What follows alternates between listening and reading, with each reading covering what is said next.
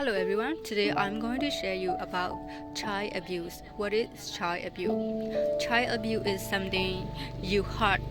the child. So number 1, physical abuse. Number 2, mental abuse. Number 3, sexual abuse. And number 4 is neglect. So I will explain you in Myanmar.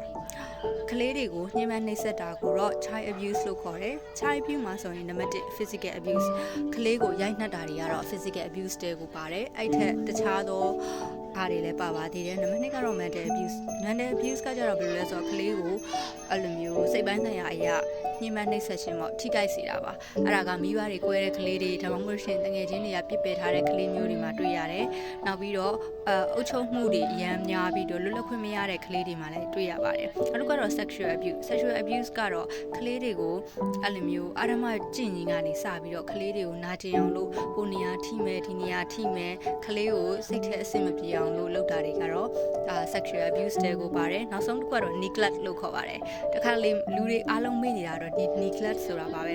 လူမျိုးလစ်လူရှုထားခြင်းอ่ะဆိုလို့ရှိရင်လည်း abuse တခုပဲဖြစ်တယ်ကလေးကိုလှုပ်ရှင်တာလုပ်နေပါစေအဲ့လိုမျိုးပေါ့ဂယုမဆိုင်ပဲနဲ့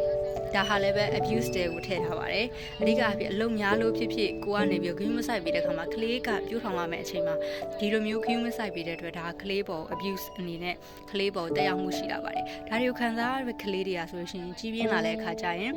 သူတို့တွေကဒီတော်တော်ကိုစိတ်ပိုင်းဆိုင်ရာအရာထိခိုက်မှုတွေရှိတဲ့ trauma တွေတဲ့ကြီးပြင်းလာမယ်ဒါကြောင့်မလို့ကလေးတွေကိုပြုစုပြောထောင်တဲ့အခါမှာငယ်စဉ်ကတည်းကပျော်ရွှင်ပြီးတော့ကျန်းမာတဲ့ကလေးတွေဖြစ်အောင်ပြောထောင်ဖို့ကတော့အရင်အရေးကြီးပါတယ်